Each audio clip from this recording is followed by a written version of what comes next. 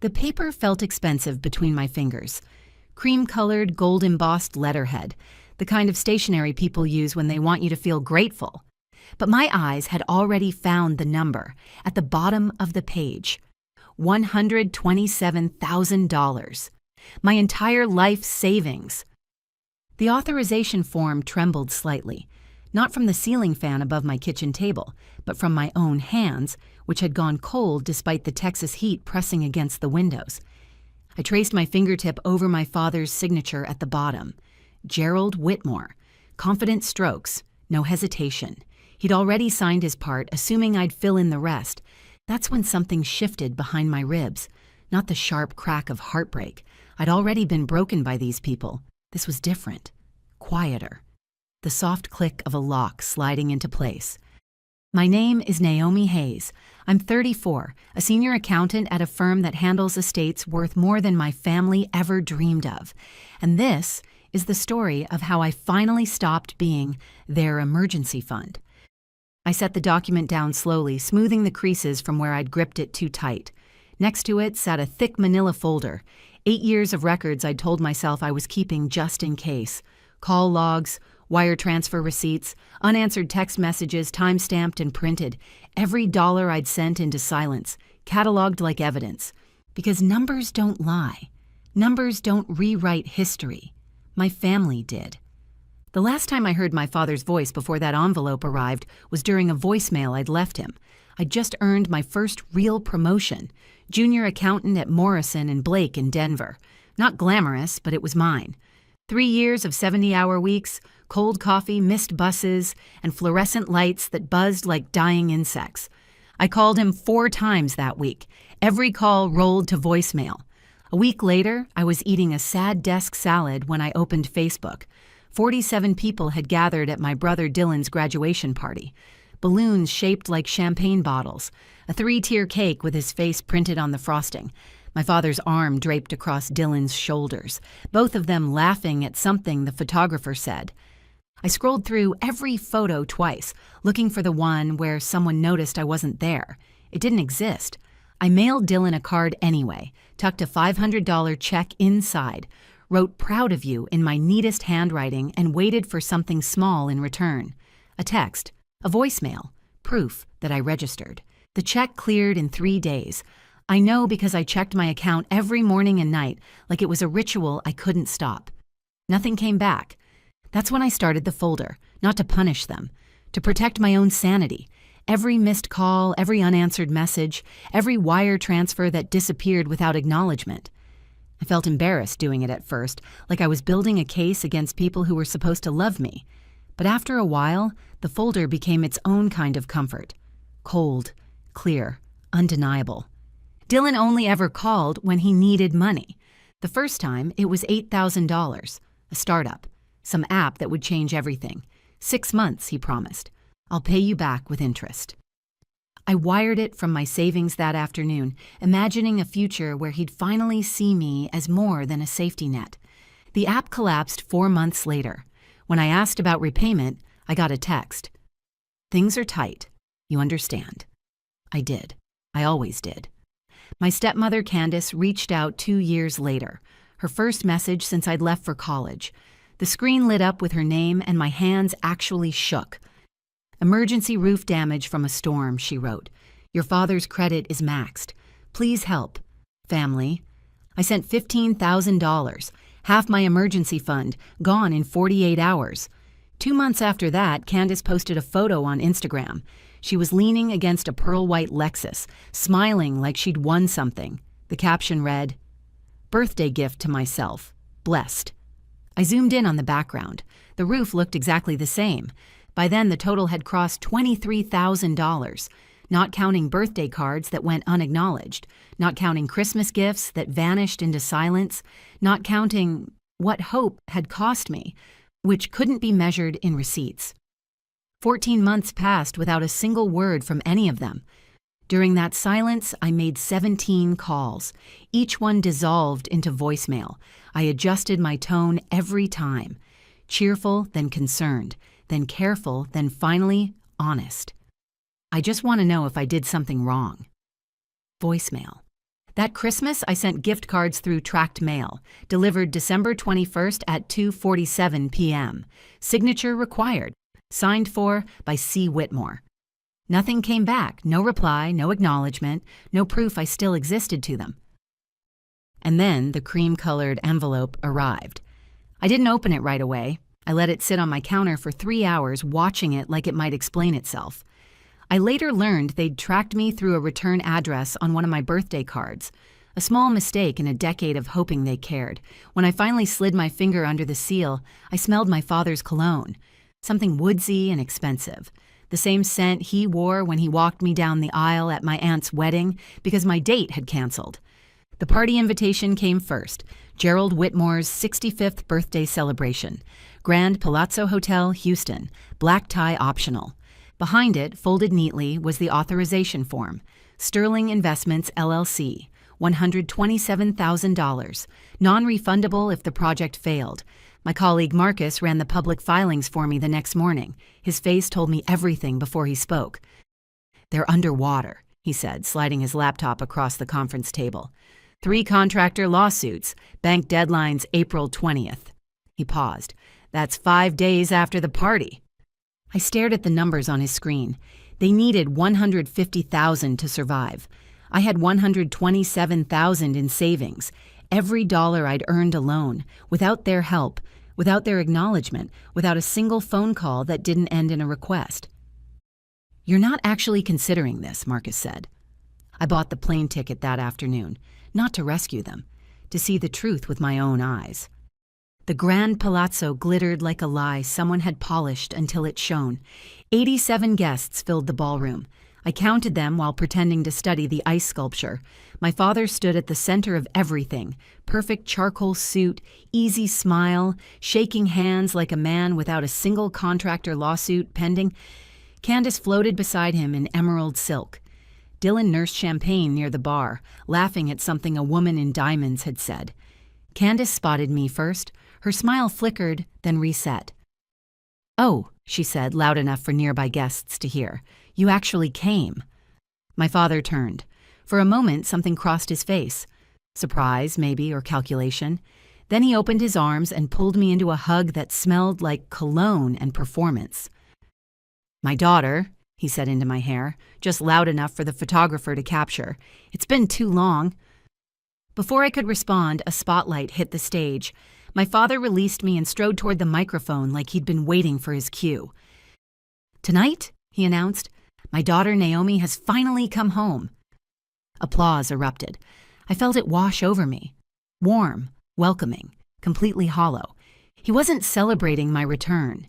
He was establishing my presence for the audience, for whatever came next. The side parlor was smaller than the ballroom, quieter, with the kind of heavy curtains that muffle sound. My father guided me there with a hand on my elbow, the pressure just firm enough to feel like direction rather than force. A table waited inside. Candace and Dylan were already seated, and at the center, illuminated by a brass lamp, sat the authorization form. "Sit down, sweetheart," my father said. "We need to discuss Sterling Heights." I didn't sit. I picked up the document instead, flipping to the second page, then the third. Non-refundable. No equity stake. No legal recourse if the project collapsed. "It's temporary," he continued, settling into the chair across from me like we were negotiating a business deal. "Cash flow issue. The bank deadline is Monday morning. That gives us 5 days. Sign tonight and you'll double your return within 18 months. I photographed the page. The flash was brighter than I expected. Candace's voice sharpened instantly. "What are you doing?" "Reading," I said. "I read contracts before I signed them. Professional habit." "This is family," Dylan said, the first words he'd spoken to me in over a year. "You don't need a contract for family." I looked at him. Really looked. For the first time since I'd arrived. He was thinner than his Instagram photos suggested. The champagne glass in his hand was nearly empty, and his eyes kept darting toward the door like he was calculating escape routes. "Family," I repeated. "When was the last time you called me, Dylan? Not to ask for money, just to talk." He didn't answer. My father leaned forward, and I recognized the expression on his face. It was the same one he'd worn when I was 16, and he'd explained why he couldn't afford to send me to the summer program I'd been accepted to, 2 weeks before Dylan got a new car for his birthday. "Naomi," he said, his voice dropping into something that was supposed to sound gentle. "I know we haven't been perfect, but this is about survival, the family legacy, everything I've built." "Everything you've built," I said, "on credit you can't repay." Candace stood up. The movement was sudden enough that her chair scraped against the floor. "If you refuse," she said, "everyone out there will know. Everyone will see what kind of daughter abandons her own father." There it was, not an appeal, a threat. She walked to the parlor door and pulled it open wide. Her voice carried into the ballroom like she'd practiced the projection. "Everyone, I'm so sorry to interrupt." She pressed a hand to her chest, trembling just enough to look distressed. "But Naomi refuses to help her own father." Murmurs spread through the crowd like ripples. Faces turned toward the doorway, toward me, and I watched their expressions shift from curiosity to pity to judgment in the span of 3 seconds. My father stood behind Candace, silent, waiting. I felt the weight of the folder in my bag, 8 years of records, call logs, wire receipts, timestamps, and silence. If I walked away now, I'd leave as the villain they needed me to be, the ungrateful daughter who abandoned her family at their lowest moment. If I spoke, I'd end the role they'd assigned me forever. I walked toward the stage. The microphone was still warm from my father's speech. I'd noticed earlier that the event coordinator had left the display system unlocked, the kind of oversight that happens at rushed events. "My name is Naomi Hayes," I said. My voice was steadier than I expected. "I'd like 5 minutes." Candace surged forward. "Naomi, this isn't appropriate." "It is," I replied, connecting my phone to the ballroom's display screen. "You made it public." The first slide appeared behind me, a bank statement from January 2017. "This is an $8,000 wire transfer," I said. "I sent this to my brother Dylan for a startup that failed 4 months later. No repayment." Another slide, March 2021. $15,000, emergency roof repairs. I paused. 2 months later, Candace posted this. The Instagram photo filled the screen. Pearl white Lexus. Blessed. Someone near the bar set down their glass. "Over the past 8 years," I continued, "I've sent this family $23,000. I made 288 phone calls, all outgoing, all unanswered. No thank yous, no visits, no returned calls." I changed the slide again. Public court filings appeared in stark black and white. "Sterling Heights," I said. 12 luxury townhomes, 7 months behind schedule, 3 lawsuits from unpaid contractors, $280,000 outstanding. Murmurs rippled through the crowd. An older man near the front, one of my father's investors, I'd later learn, leaned forward in his seat. "And this," I said, pulling up the photo I'd taken in the parlor, "is what they asked me to sign tonight." The authorization form filled the screen. I'd highlighted the non-refundable clause in yellow. "They didn't invite me here because they missed me," I said. "They invited me because they need $127,000 by Monday morning. That's everything I've saved. Every dollar I earned alone, without their help, without acknowledgement, without a single phone call that wasn't a request for money." Candace rushed toward the stage. "She's twisting everything." "I'm reading your documents," I said. "Public records, bank statements, the contract you asked me to sign." I turned toward my father. He was still standing near the parlor door, frozen in a way I'd never seen before. "You haven't called me in 8 years," I said, "but you found my address when you needed my savings." He didn't answer. The investor near the front stood up. His voice cut through the whispers like a knife. "You owe contractors $280,000, he said. "And you throw a party like this?" Another guest stood and walked toward the exit, then another. Then a small wave of them, gathering coats and murmuring apologies to no one in particular. I faced the remaining crowd one last time. "I didn't come here to embarrass anyone," I said. "I came to stop being lied about." I picked up the authorization form from where I'd left it on the table. Slowly, deliberately, I tore it in half, then again. This is my answer. I placed the pieces on the table and walked out. Behind me, the music never restarted. 2 hours later, sitting at my gate at Houston Intercontinental, I finally let myself breathe. The Houston night air had hit my face like something clean when I'd stepped outside the hotel. For the first time in years, I wasn't carrying their silence. I wasn't wondering what I'd done wrong. I wasn't waiting for a phone call that would never come. At the airport, Marcus texted me a link. Someone had filmed the entire speech. It was already spreading. 3 months later, Sterling Heights collapsed. The bank called the loan. The project went into foreclosure. Investors scattered. My father's name stopped opening doors.